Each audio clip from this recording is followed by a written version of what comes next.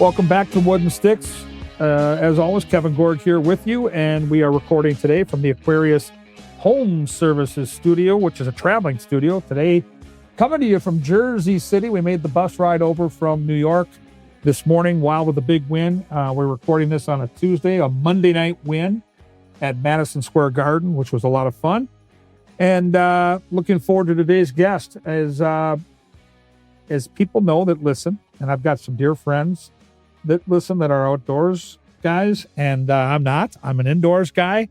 Today's guest is going to get me out of my comfort zone, but I love Laura Schara, and I have for a long time. She's a wonderfully talented broadcaster. She's a wonderfully talented outdoors woman.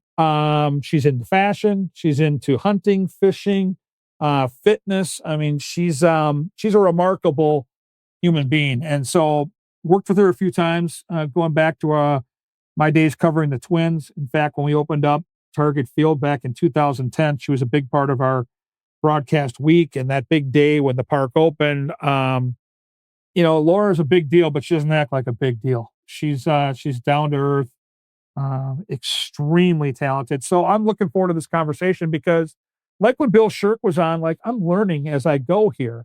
And when you walk over to where our offices are, and I'm with Talk North on multiple levels, whether it's the Fantasy Huddle with Randy Shaver or here at Wooden Sticks, but a lot of times we'll go over to the studio like I did last week to record on Mark Rosen's podcast, and you're surrounded by these folks that are pros and have been pros for a long time.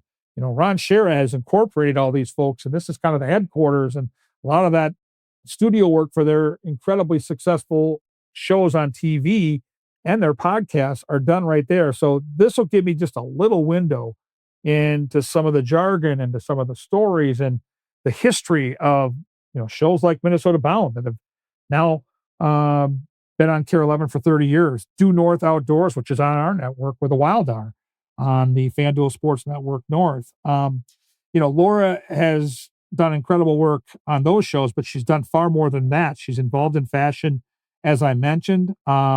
Something called Survival Science on the Outdoor Channel, Lifetime Fitness TV. She's been in Cosmopolitan and People Magazine. This girl's a really big deal.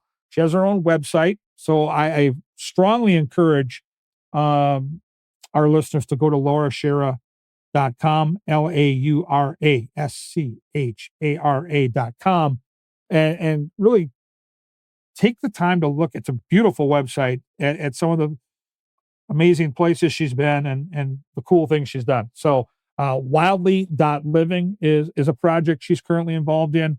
And her dad, Ron Schara, is a legend in these parts. We had Bill Shirk on this show. So it all ties together. So the hockey talk will be limited today, but I still think you're going to really enjoy getting to know Laura and some of the great places she's been and the fun things she's done. Like barrel racing is something I didn't have on my bingo card when I set this up, but that'll be a part of the conversation today as well. We just had barrel racing out of Canterbury last summer and our fans went crazy for it. So really cool stuff today.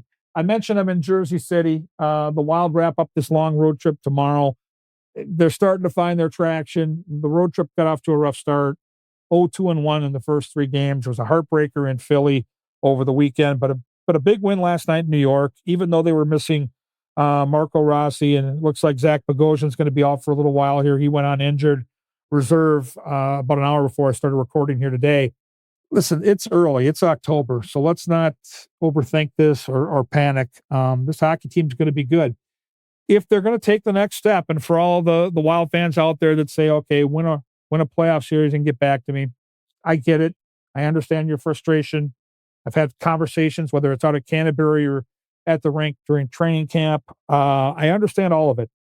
If this is going to happen, if we're going to manifest, and number one, making the playoffs in the Western Conference is not something I would take for granted. If you're any team, if you go through a tough stretch where you have a month of bad hockey, you're likely not going to make the playoffs. So even though it is October, I think it's important for all these teams to at least stay relevant because the Western Conference is loaded. East, not so much.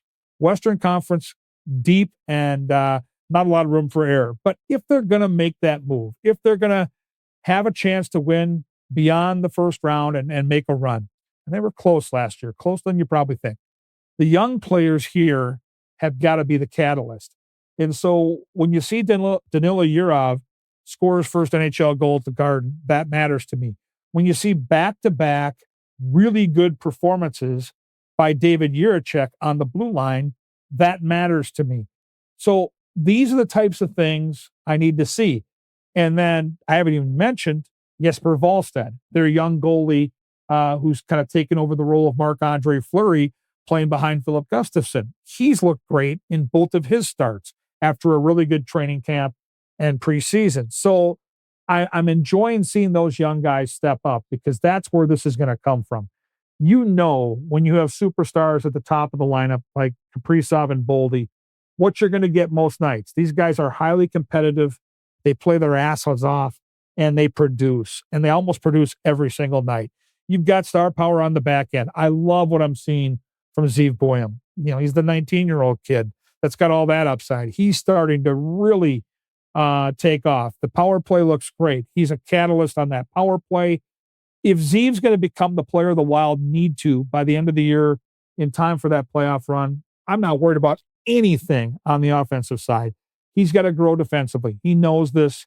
John Hines has talked about this, and we're seeing right before our eyes that growth in Zeev's game. He's played some important minutes. He's, when you're that skilled with your stick and when you can skate, which he clearly can, he's an elite skater.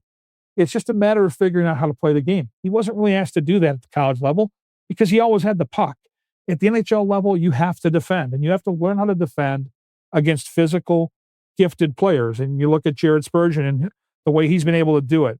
A smaller, skilled player can do this, but you have to have good position, good feet, and a strong stick. And Zeev is learning that. So I don't think it's a coincidence that right now the Wild have them paired up because Jared is without a doubt somebody that Zeev can look at and say, okay, this is what I need to do if I'm going to get to where he is defensively. Offensively, this guy's a unicorn, and this organization has never had anything like him. So there are 4 young guys right now that are making imprints in this lineup that all, to me, can move the needle in terms of the Wild taking that next step. So we'll see how it plays out. I'm encouraged, even though the Wild right now, fans are looking at that record and saying, well, they're 500. I get that.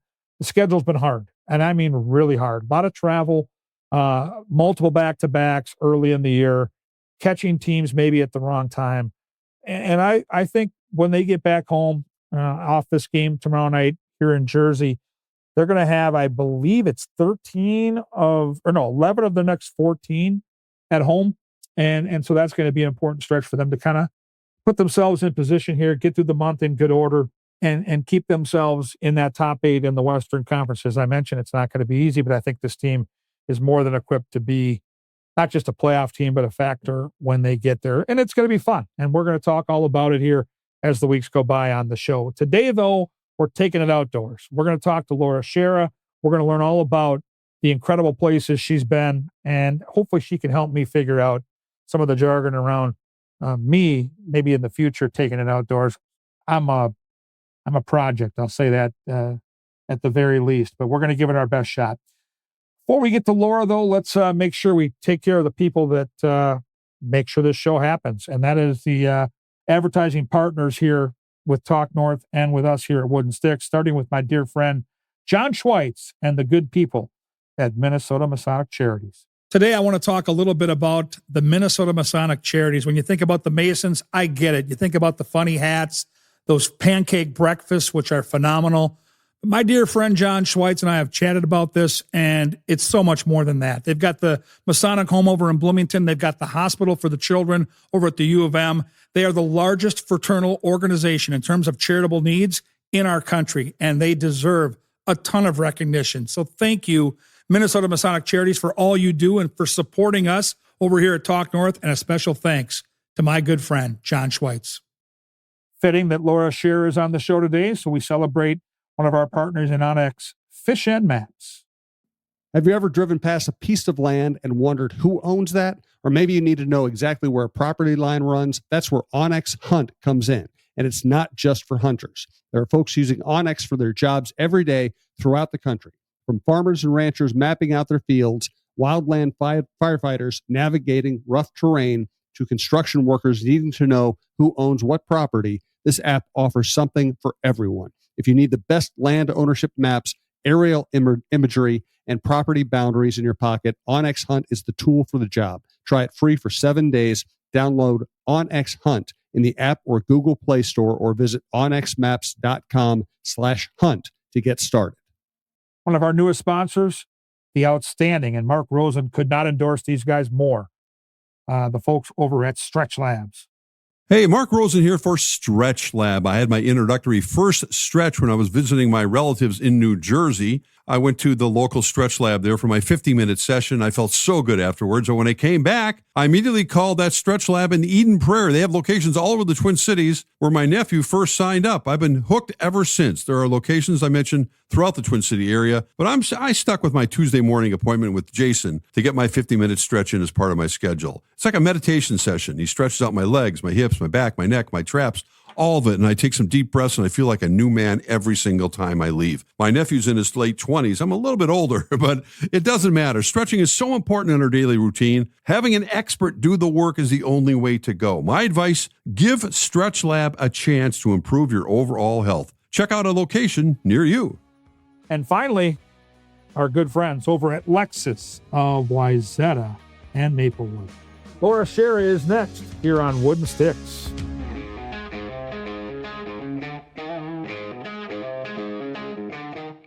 All right, welcome back to Wooden Sticks. As always, recording from the Aquarius Home Services studio. This is a guest that I've been dreaming about having on the show for a couple months now. Alex, my producer, knows all about that.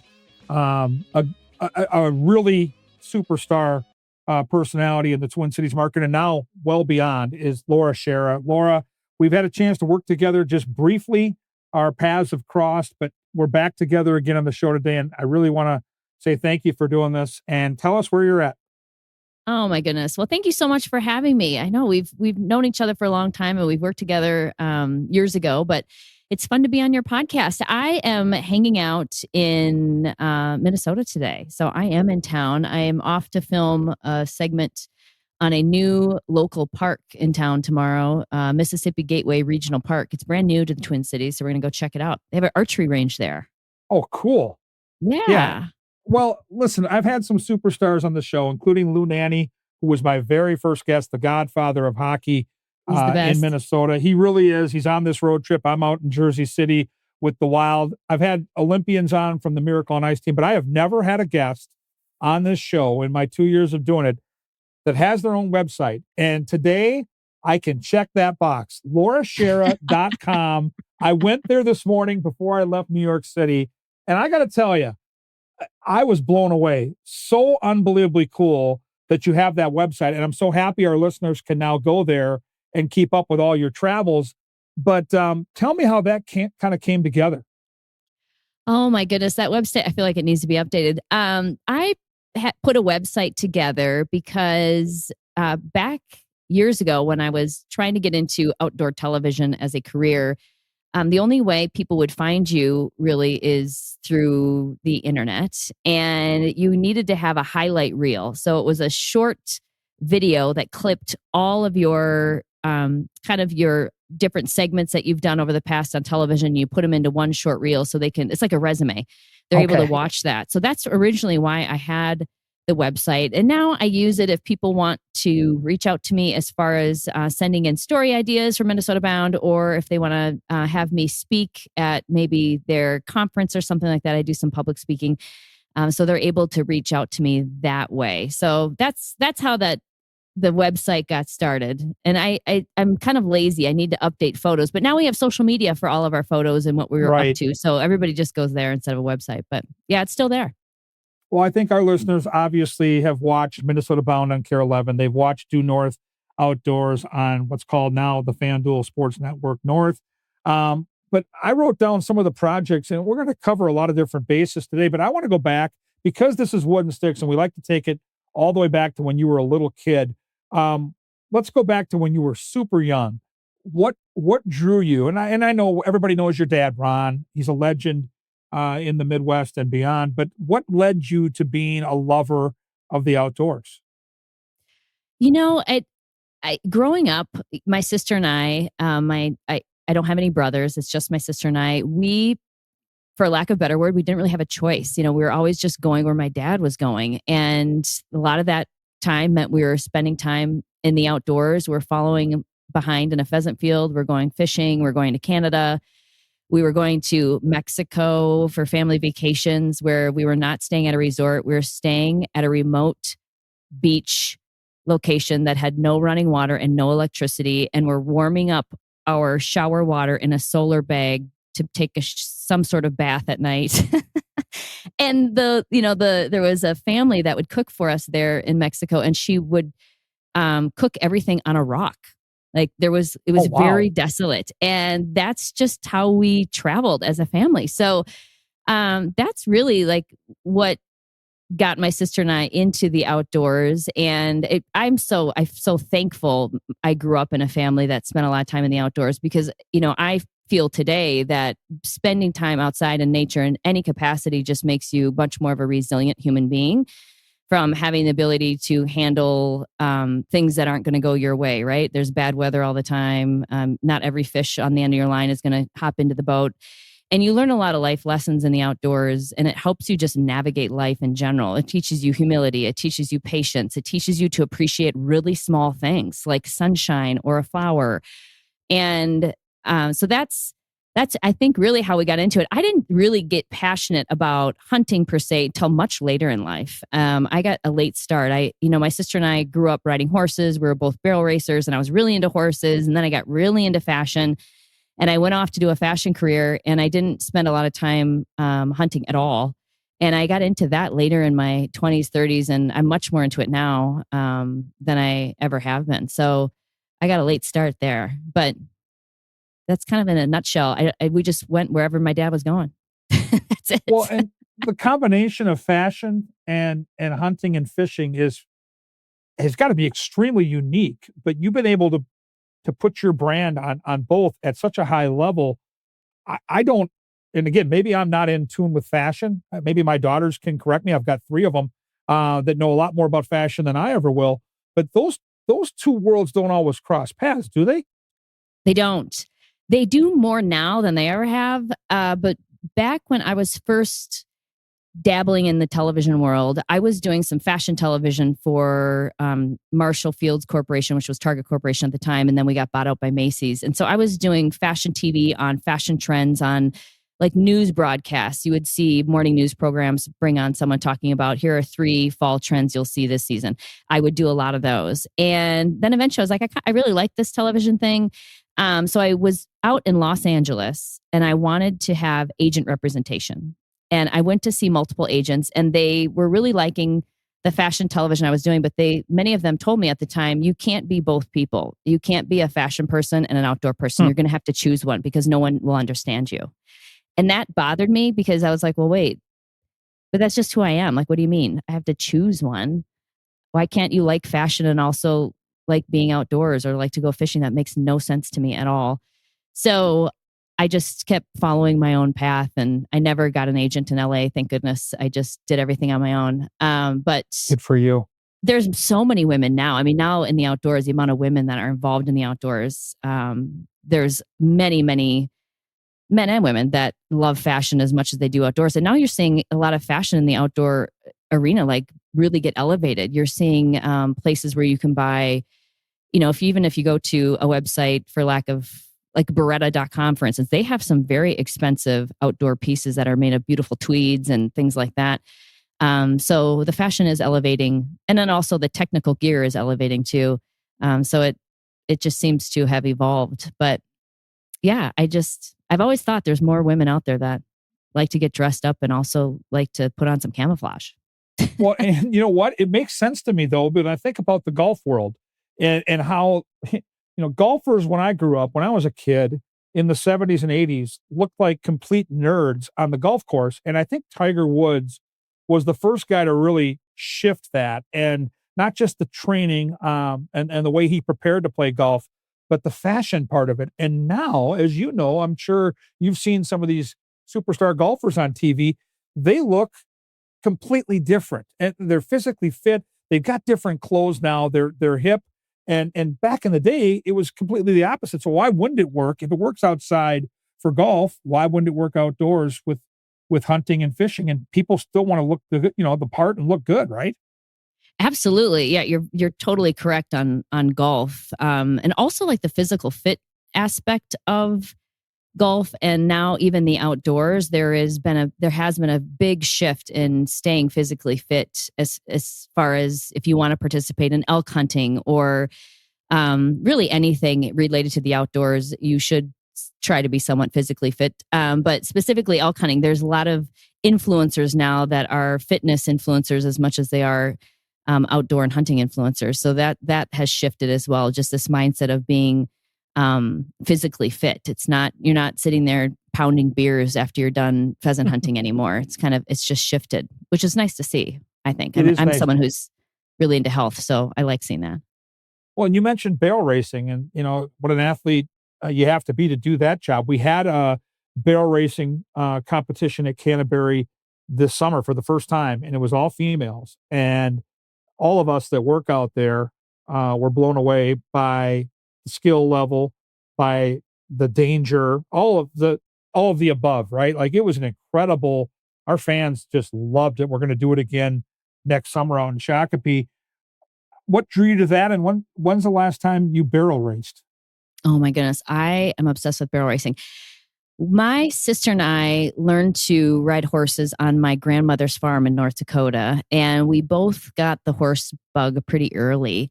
And it just happened that our next door neighbors were they were girls that were a few years older than us, and they had horses, and they would babysit us sometimes. So sometimes we'd get to go out to the barn and pet the horses or groom them, what have you. And eventually my sister got her own horse, and then I got my own horse, and we had to prove that we would stick to the sport. It wasn't something my parents were willing to spend money on if we were just going to be kind of half in, half out. And we also had to clean horse stalls and work at the barn in order to shave off some of the fees for boarding your horse and things. So it also proved to our parents that we were invested in it. And we just loved it. And my dad always joked that it was the best place for young girls to grow up because it was all other girls there. Like you'd spend all day with your horse, and you couldn't get in trouble. What's what my dad said as teenage girls, because it's just all girls. There's no boys running around. So he was like, he loved it. And I competed. I didn't do high school sports. I competed in barrel racing from when I was 8 years old all the way through when I graduated from high school. So that was my sport. And when I went off to college, I had to sell my horse. I was devastated, but it wasn't fair to the horse just to sit out in a pasture the whole time. And it's so funny you bring that up because I have been recently looking at getting back into barrel racing. I was out in Wyoming in a couple years ago at a ranch, and they offered barrel racing there. And I was like, I have to get back on it and give this a go. And it took me a couple runs before I was like, oh, that's right. This is, it's like riding a bike. You're like, okay, I can still do this. And it's so fun. And it's not really, it seems like it's a dangerous sport.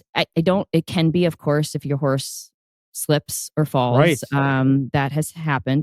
That's happened to me. But in reality, I say it's probably no different than like downhill skiing, right? There is an element of risk to doing that too. But it's not, I've seen women barrel racing that are in their 60s. So you really can participate in the sport up to any age, as long as your core is stable and you have strength to really turn those barrels. You do need to have some strength because the G-force when a horse spins that fast around a barrel, they can throw you right off if you're not really balanced or centered. But it's such a fun sport, and that has really exploded over I would say the past 10 years. The amount of people barrel racing now is like more than I've ever seen.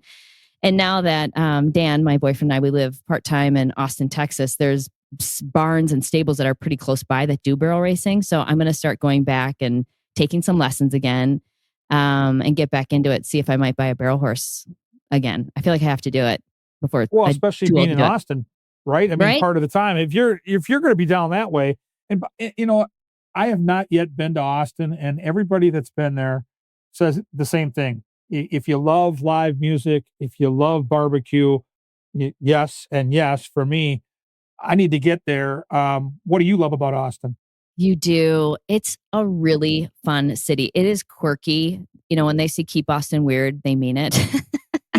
It's really a quirky town, but people are so nice.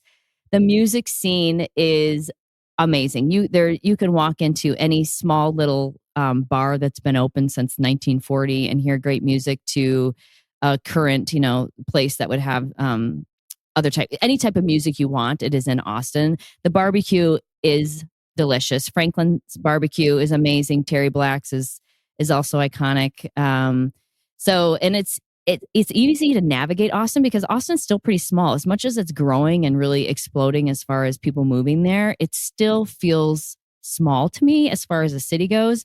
So you can get, across town in 10 to 12 minutes, without rush hour per se, but people are very friendly. There's something about Texas, and you see a lot of pickup trucks in Austin. I'll tell you that you're not seeing fancy sports cars in Texas or in Austin. You're seeing a lot of fancy pickup trucks, that's for sure. But everybody's very nice. And of course, there's good comedy there too. Joe Rogan's comedy club, the Mothership, has also been very popular, and we had a chance to go there, and it's very funny. I mean, it's a well-run facility there, and so yeah, it kind of has a little bit of everything. It really does.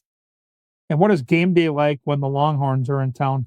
Oh my gosh, do not get stuck in traffic. So when we first moved there, Dan had to run and get something from Target, and he wasn't paying attention. We don't know, you're really lost on where is the right place to go at the right time when you first move to a city. And he ended up going to a Target that was right next to the stadium right before the game started. So he got stuck in traffic for 2 hours. But they love their Longhorns there. It's so fun. And, just football in Texas, any Friday night game you want to go to, high school, whatever, people are very into it. And so it's fun. There's really good energy in that town. It's very vibrant. People are out Saturday mornings, very fit city. You see a lot of people working out in Austin along the river. They're kayaking on the river itself. So it's a healthy city, that's for sure. We really like it. They gotta burn off all that barbecue. So I get it. They do. It's very get rich. out there and get the workout in. Okay, so let me ask you this. You're an athlete. You've always been an athlete, and you grew up in Minnesota. Was hockey ever something you considered? You know what? They didn't have girls hockey when I was in high school. It wasn't even an option. I was at Coon Rapids High School. Oh, got it. It started right after I think I graduated. So you just missed it. We did. I grew up skating on our pond in our backyard, just figure skating. So I just spent a lot of time doing that, seeing if I could do some sort of triple lux, which never, of course, worked. But it was, you kind of pretended like it did when you're little. But no, I didn't play hockey. But that's not an easy sport. That's impressive that men or women that play that sport. It's the hand-eye coordination on that with the speed of skating and everything else going on. It's impressive. And that's really grown. I mean, women in hockey, my goodness, no now. Kidding. Yeah, it's, again, it's grown from where it started in the 90s to where it is now. The PWHL, I think, will forever change the landscape of girls hockey into women's hockey, because now there's a pro league that these young ladies can aim for. It was long overdue, and it's going to be, I think, really fantastic. There's expansion this year with Seattle and Vancouver joining the PW. So I'm thrilled.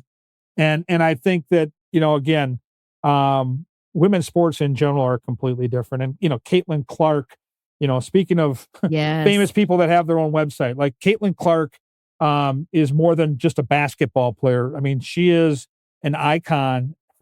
And I just don't think when I grew up, and I'm a little older, if not a lot older than you, but when I grew up in the 70s and 80s, it wasn't like that. And it's so much better now that we get to have a Caitlin Clark for young girls to look up to. And I think what you're doing, if girls are into the outdoors, and you talked about the fashion angle, but just in general, to have people out there doing some of these things that 40 and 50 years ago, it wasn't the same. The world's a better place. I totally agree. I mean, the same thing with, as outdoors teaches you life lessons, so does being a part of a sports team. I mean, there's a lot of research on that. And to have the same outlets available for women to participate, and just the popularity of women's sports and how much that's grown. And even, the links and how the popularity of their fans, their fan base has just exploded as well, which has been really fun to see. And what's amazing to me is for kids sports, and for my friends that have kids that are participating in sports, it's a year-round commitment now, where when we were growing up, you might play just during the school year and then you had the summer off to do whatever you want. But now, if you don't participate all year round, it seems like your kid might fall behind. And so now I'm seeing my friends just like a little stressed out trying to get their kids to all the activities that they're involved in, and all the soccer games and the basketball tournaments and hockey tournaments, and out of town here and flying to this state for this weekend. I mean, it's pretty wild what's happened. Yeah, it's changed completely. And, having 3 daughters, I tell them all the time, because now my oldest just had her first child. Like, you'll never regret seeing your kids get involved in activities. The more, the better. And there are just more activities now for kids to get involved in. So Yes. I've got to ask you this. You spend part of your time in Texas, part of your time in Minnesota. You're always going to be, in my eyes, a Minnesota girl. What is your favorite month? If you had to pick just one to take it outdoors, to hunt or fish, but I'm just talking about kind of the setting, the weather. What is that month for you, Laura? If I had to split months, it would be mid-September through mid-October. That is the prime weather season. I would argue, and I talk about this all the time, September for me, and I'll agree, into early October is the best stretch of weather we have. Like, I don't love super warm weather. I love summer because it's great. You get outdoors, you get to do some cool things. I'm at Canterbury. I love all that, but I don't love 90 degrees. I love upper 60s to lower 70s with no humidity. And when you talk about that sweet spot for you, that's exactly what you get. And then if you're outdoors, you don't have to wear 15 layers. So you're walking around up there, clomping around, and you're not able to move efficiently. So I imagine for what you're trying to do or accomplish, the weather helps that way too. It does. And it's a great time of year to do some topwater bass fishing, which is one of my favorite things to do.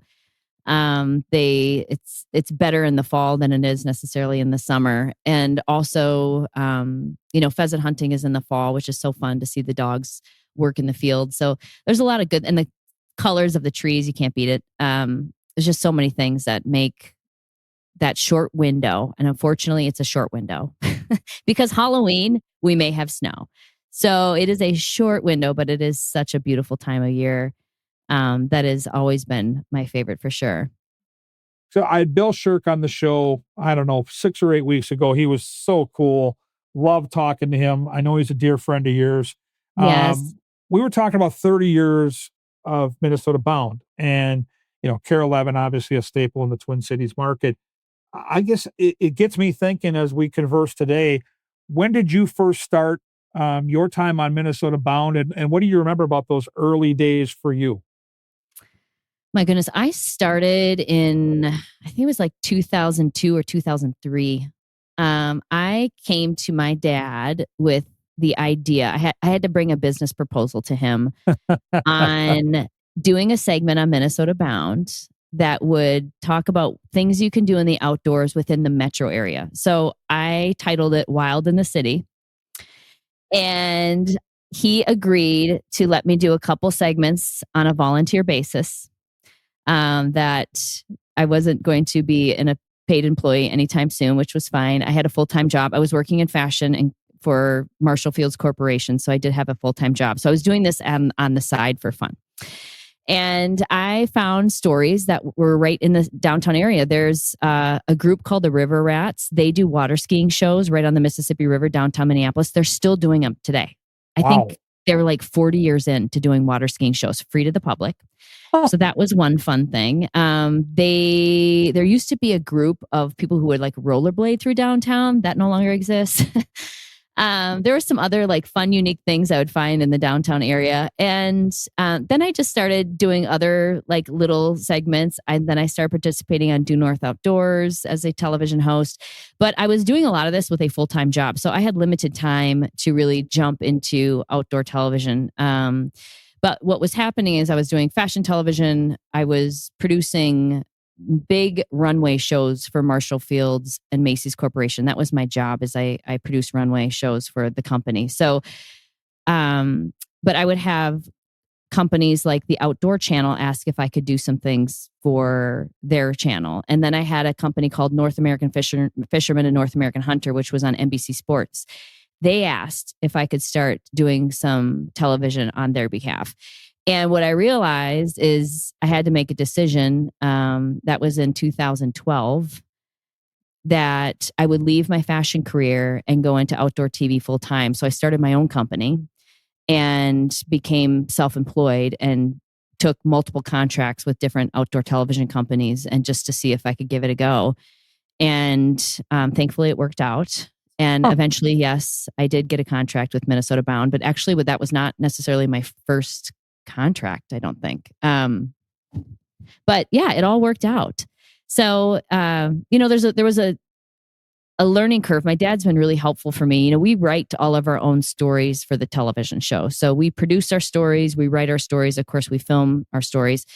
And there was a learning curve when it came to writing. And my dad's, one of his greatest talents is his writing. And so he's been a great mentor to me on what makes a good Minnesota Bound story, and how do you write a good Minnesota Bound story. So I've learned a lot in that arena, on behalf of making sure you're producing good television content. But yeah, the early days, it was fun. I didn't really dream that I would end up hosting the show full time or having it become my full-time career. And I'm thankful it did. It's been wonderful to just follow in my dad's footsteps and be able to work with him. And, the entire production crew is amazing. And Bill and I now have been sitting side by side next to each other on television, I think we're almost at 15 or 16 years together. Remarkable. A long time. Yeah. And you'd never think that this little outdoor television show, would make it 30 years. And when you think of 30 years, there's not many other television shows that have made it that far. I think we're in the likes of like Wheel of Fortune and Jeopardy. I think some of those are like the only other ones that have been on that long. And I would call Wheel of Fortune the GOAT as far as TV shows go. But let's talk about Seinfeld, which in my eyes is one of the greatest shows in the history of television. They had 9 years. And when you're talking 30 years of content, 30 years of being relevant in TV, I can tell you that is rarefied air. And I can't imagine, Laura, the skill set. You talk about your dad, and I do believe in a lot of times the bloodlines, right? You see so many NHL players where their dads were players and coaches and all that stuff. So the writing part of it to me would be by far the hardest, because you're a pro. You're out there doing something that's kind of your element. You're out there doing, I talked to Bill about this too. That part to me would be real natural and kind of easy going. But to make it pop and to make it count as far as writing, how do you get there? It all starts with how you choose a Minnesota Bound story. We've been fortunate that the show really is about people who love the outdoors and their passions for the outdoors, their passions for conservation efforts, their passion for maybe art, photography. And they're the ones that really tell the story. We piece it together, and you definitely have to write, when you film something, you kind of have to go back and say, well, how do I want to start this? How do I want to share this person's story? And that can be a puzzle at times, but technically there's so many great stories in this state. And that's one thing that surprised me, and you might surprise other people, is they wonder, don't you ever run out of stories? And we don't. Like, they just keep showing up, and it's from people writing in, or we find unique things happening within the state. And there are so many people in this state in particular that are so passionate about many things within the outdoors, but even someone that might just focus on the dragonfly, for instance. And their whole career is based off of their love of a dragonfly and the research they want to do about a dragonfly. You don't find people, and we need these people. We need these people that are so passionate about critters and to how can we make sure that we protect their home and where they live, and how do we have clean water for certain critters, or how do we, like I just did a story on the red-headed woodpecker, and there's this woman, Dr. Elena West. Her whole career is just researching the red-headed woodpecker because that is an endangered species now, but that relies on the oak savanna. And many people may not know what an oak savanna is. I didn't either, but what it is where the prairie meets the woodlands. And there's this transition area where it's still prairie-like, but you have a few oak trees or woodland trees.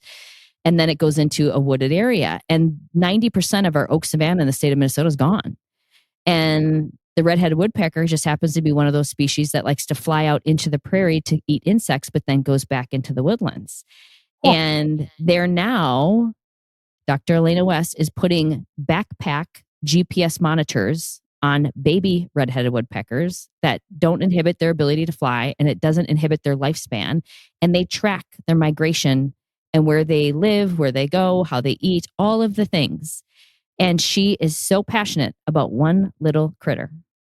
And that is always fascinating to me. Like, that's my favorite part of the job, is I learn so much from these people, and it makes me passionate about these critters, or saving, making sure we have wildlife habitat and things like that, because you see the impact they make. You see how much these critters do need our help. And, when you're just we're in our normal lives of technology and running around, and, we have vehicles to get around and all those things, you don't really think about the habitat areas that a lot of these critters need to have protected. But so I'm kind of going off a tangent, but anyway, it's those people that just keep popping up, and the stories they just don't end. And I'm thankful for that. And the state does a really good job with our state parks systems. The Minnesota Department of Natural Resources has also done a wonderful job as far as, wildlife management. And we have, that is one thing that Minnesota does well, is conservation and protecting our wild places and spaces. So that also has helped Minnesota Bound make it 30 years. And that there are so many people in this state that love the outdoors. I mean, if we didn't have as many people passionate about it, I don't think we would have made 30 years either. So I think it's just about the people who care about outdoors and nature. That's why we're still here. And I love that about Minnesota. I do. I love that we embrace the outdoors. We embrace the change of seasons. I don't care if you're into hunting, fishing, playing hockey, skiing, whatever it is. Like, we embrace the fact that the seasons change. It gets cold. It doesn't slow us down. We take it outside. I've been meaning to ask you throughout this conversation, Laura, hockey players can always go back to their first. Like last night at Madison Square Garden, we have a kid that's 21 years old from Russia that doesn't speak English. His name's Danila Yurov. He just scored his first NHL goal. It was a really cool moment. It was a big moment in his career. Do you remember whether it was hunting or fishing, your very first, whether it was a catch or, I don't know, I'm an indoorsman, so I don't know what we call the shot, but do you remember your first? Oh, yes. Two that stick out the most memorable would be my first muskie. Oh. I always wanted, even when I was a little kid, I wanted to catch a big muskie, and I didn't catch a muskie until I was in my late 30s. And they say it's the fish of 10,000 casts, because muskies are the top predator of the lake. They're going to eat when they feel like it. They may follow your lure with their nose to your lure for 5 minutes, and they're like, nah, I guess I'm not interested. So they're not an easy fish to catch. And then when you're a muskie enthusiast, or anytime you catch a muskie, you want to get that fish back in the water as fast as possible. So there's this when you do catch one, there is this mad rush to either, if you want to measure the fish very quickly, take a picture very quickly, even how you hold the fish has to be very delicate, and then you get that fish back in the water. So there's this whole adrenaline side after you do catch one. Oh, wow. So that's really fun. That's very, and my dad happened to be in the boat that day just by luck, total luck. And the cameras were rolling by luck. Oh, no kidding. So we caught that on camera.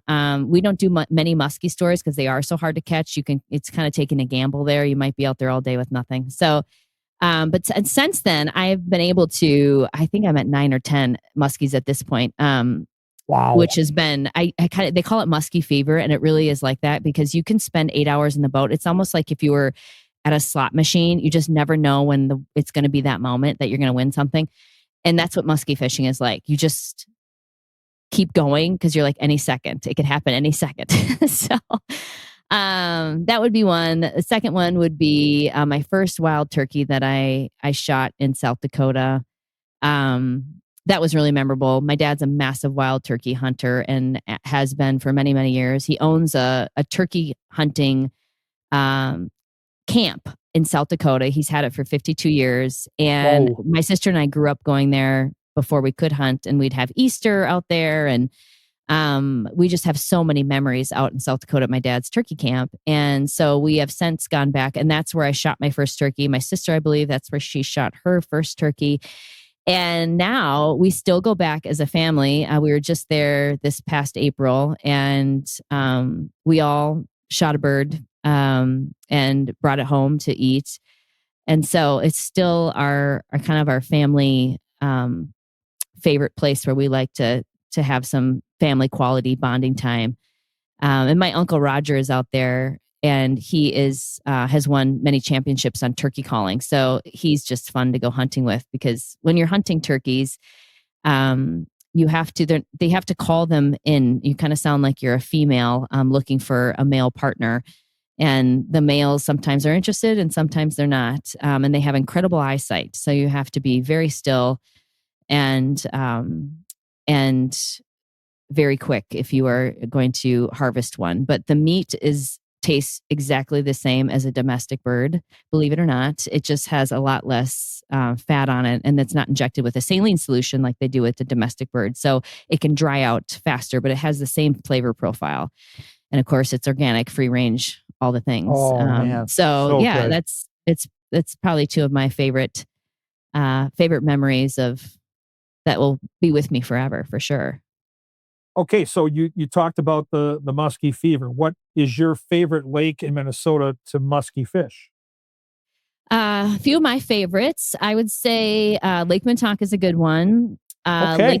Lake Independence has some muskies on it. It does. And then I think it's Bald Eagle Lake over is that White Bear Lake over that area? So. Yep. There's some muskies in that lake too. And then I've also caught a muskie on Lake Harriet right in the downtown. Oh, come on. They are in those lakes. Yes. No way. Yes. And I caught that. I never would have right from thought that. shore.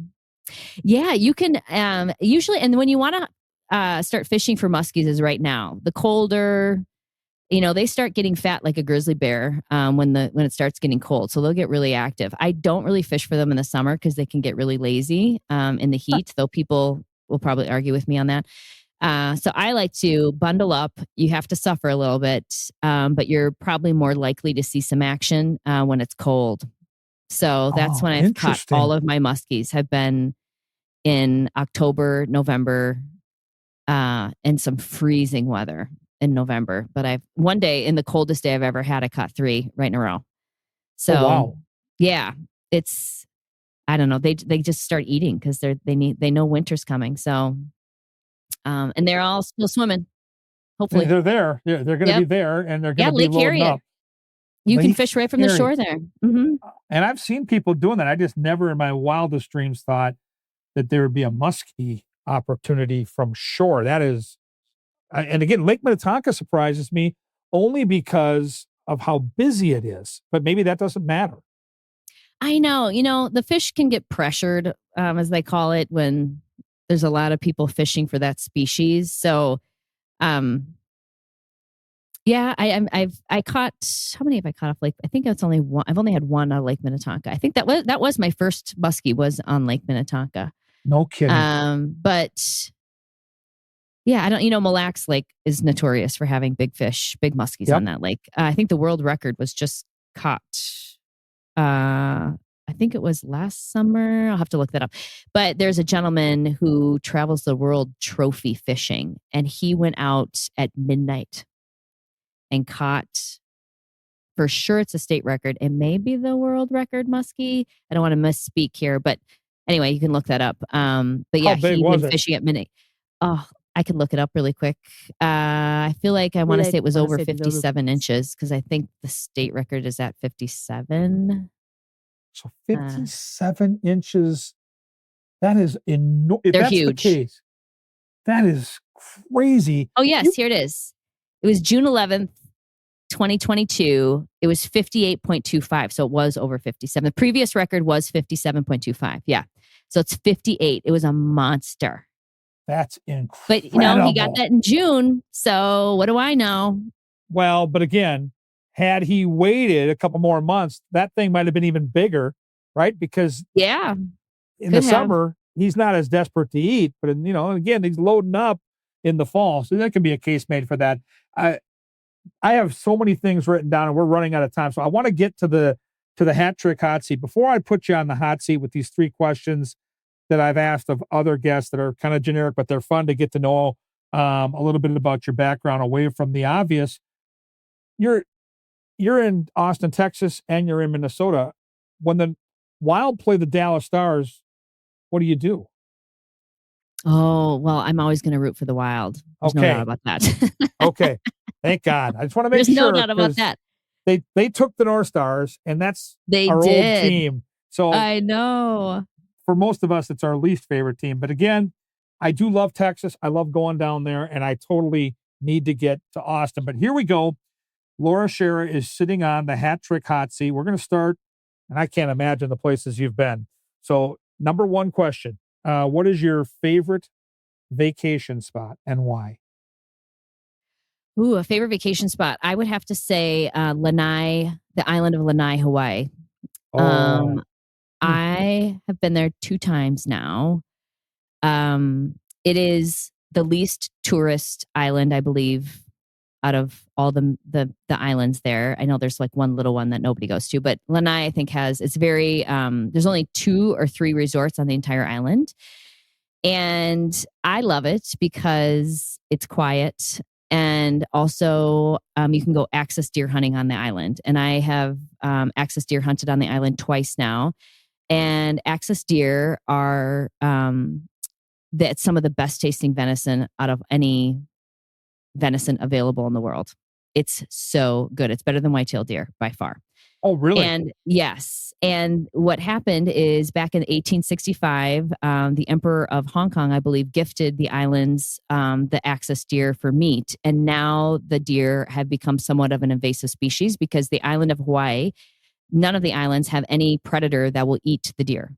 They don't even have a bird of prey that will eat a carcass, like clean a carcass. So now they have too many deer and they're ruining some of the ground nesting birds and some of the seabirds and things like that. They're kind of hurting the balance of the environment over there. So the hunting season's year round. Wow. And you have no more beautiful place to go for a hunt than in Hawaii. It's beautiful when you wake up at 5 a.m. and you're out there, and they're not easy to hunt. They're very, very skittish. And they have incredible eyesight. So you have to stalk, and you sometimes have to crawl on your belly in the dirt, and you're full of like this red lava dirt. But it's really a cool experience. And they taste delicious. The meat is incredible. It's better than beef. Very cool. Okay, that's why these questions bring out so many different layers of information for our listeners. All right, number 2. Let's stick to the Twin Cities or Minnesota, since you travel the state. One of your favorite, I know you can't pick just one, but one of your favorite local restaurants. If you had relatives coming in from out of town and they're like, hey, we're coming in, where's a great place to eat that you love? What would it be? Oh my goodness. I cook so much of my own food. I don't even eat out that often. I get it. But I live in Wayzata. So I think Wayzata is really fun, especially in the summer. You can walk to a lot of the restaurants here And then also you can sit by the lake and enjoy just a cup of coffee if you want to.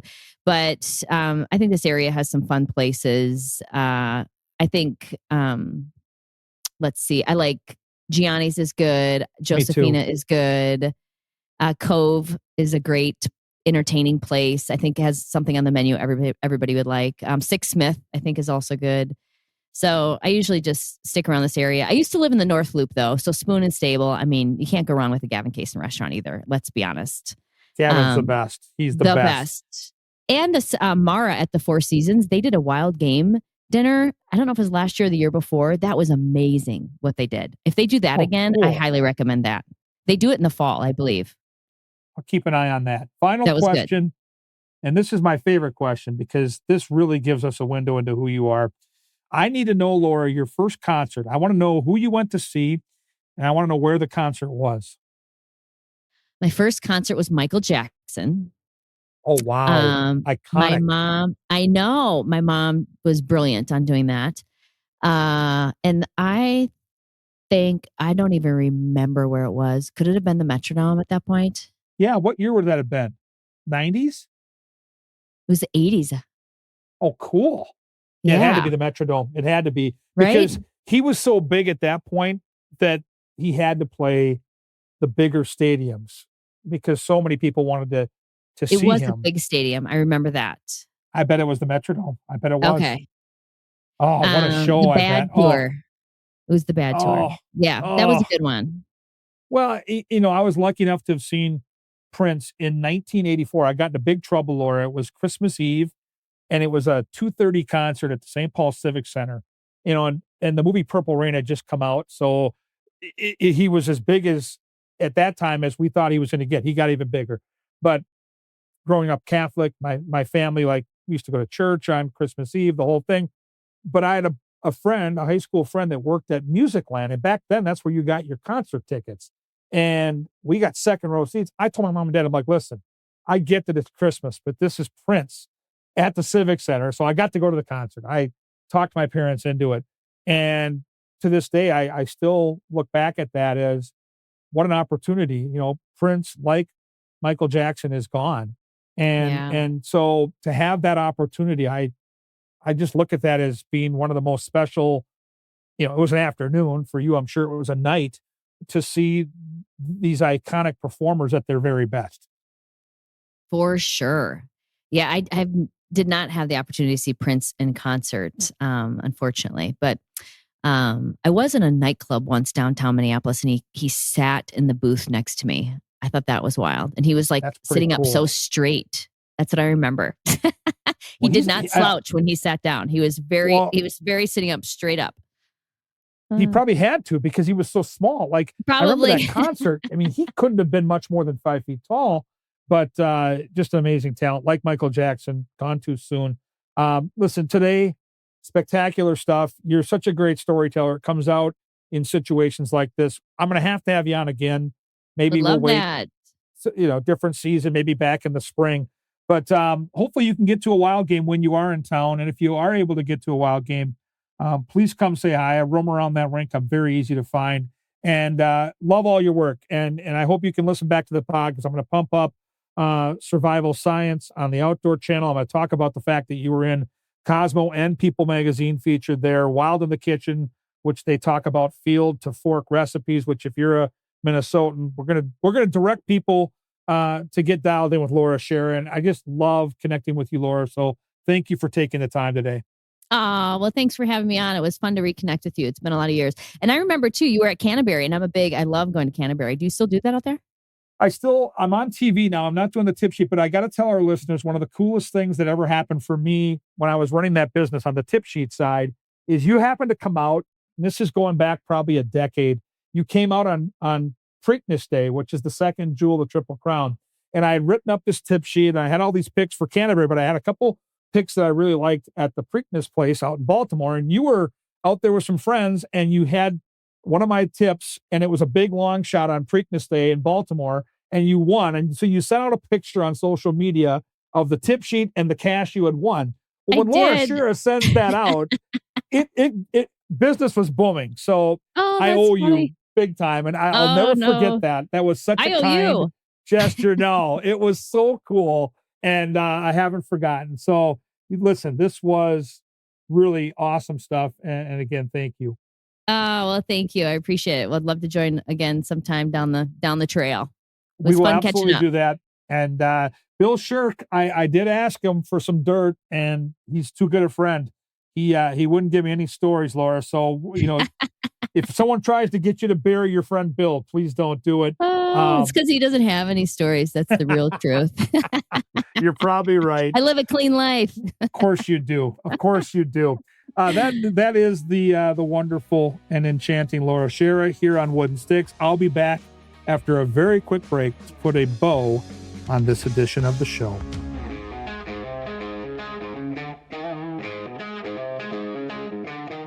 All right, that was good fun.